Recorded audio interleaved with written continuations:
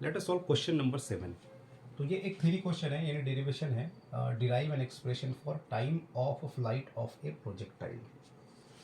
Projectile वो body होती है जिसको ऑब्लिकली हम एक पर्टिकुलर एंगल पर थ्रो करते हैं, उसको हम प्रोजेक्टाइल बोलते हैं। और जितने टाइम के लिए, मान लो ये एक बॉडी है, इसको एक पर्टिकुलर एंगल पर इनिशियल वेलोसिटी u से अगर मैं थ्रो करूं, तो जितने टाइम के लिए ये एयर में रहेगी, यानी ये ऊपर जाएगी, मैक्सिमम हाइट को अटेंड करेगी और वापस ग्राउंड पे आके गिर जाएगी।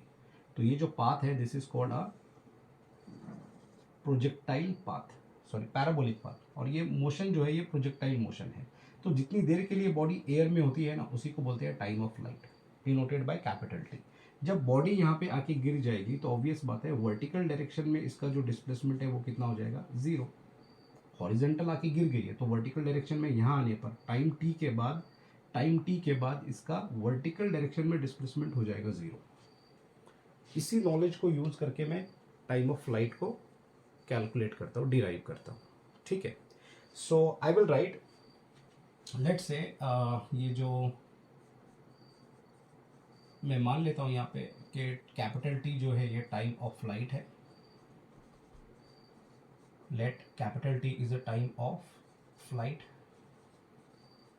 यू इनिशियल वेलोसिटी, प्रोजेक्टाइल की इनिशियल वेलोसिटी है, इनिशियल वेलोसिटी ऑफ प्रोजेक्टाइल। ठीक है, g acceleration due to gravity है, this is the case of motion under gravity that you know very well. So I will use this equation. So मैं vertical motion को consider करता हूँ यहाँ पे, consider vertical motion. अब vertical motion को मैं कंसीडर करूंगा तो प्रोजेक्टाइल तो टाइम टी के बाद ग्राउंड पे आ गया है ना, इसलिए वर्टिकल डायरेक्शन में डिस्प्लेसमेंट जीरो है। तो मैं ये इक्वेशन को यूज कर लेता हूँ, s is equals to u t plus half a t square. अब वर्टिकल डायरेक्शन में मैं मोशन कंसीडर कर रहा हूँ तो मैं यहाँ पे y डायरेक्शन को यूज कर लेता हूँ, एस वाई, और ये होगी इनिशियल वेलोसिटी इन y डायरेक्शन, और टाइम टी कौन सा टाइम हो जाएगा, टाइम ऑफ फ्लाइट। तो ये हो जाएगा into time of flight plus one half. Acceleration को हम हमेशा माइनस जी लेते हैं फॉर मोशन अंडर ग्रेविटी। सो ये हो जाएगा माइनस जी, और ये टी कितना हो जाएगा, टी मतलब ये small T will be time of flight, capital T square. अब सॉल्व कर लो वर्टिकल डायरेक्शन में, जब प्रोजेक्टाइल आके गिर जाएगा यहाँ पर, तो ये तो वर्टिकल डायरेक्शन में डिस्प्लेसमेंट है ही नहीं, इसका जीरो है।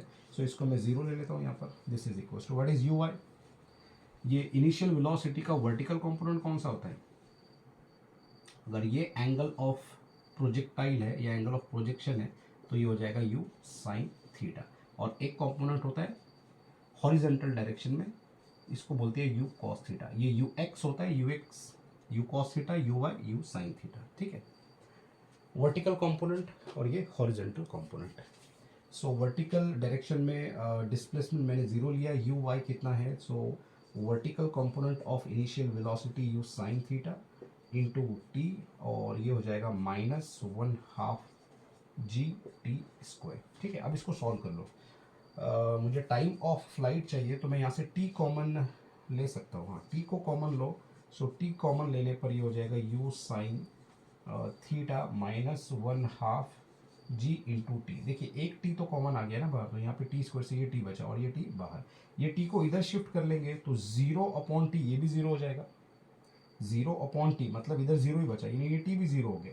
सो अब बची है जो इक्वेशन वो ये है you sine theta minus one half g T. ठीक है, दैट्स इट, अब ये सॉल्व हो गया। माइनस हाफ जी टी को इधर शिफ्ट कर दो आप, सो ये आ जाएगा वन हाफ जी टी, क्योंकि टाइम ऑफ फ्लाइट का एक्सप्रेशन निकालना है, is equals to u sine theta. ठीक है, सो हमको टाइम ऑफ फ्लाइट कैलकुलेट करना था। टू डिनोमिनेटर से न्यूमरेटर में जाएगा, it will be two u sine theta, और जी आ जाएगा डिनोमिनेटर में। सो ये आ गया चीज। So this is the expression for time of flight of A projectile. ठीक है,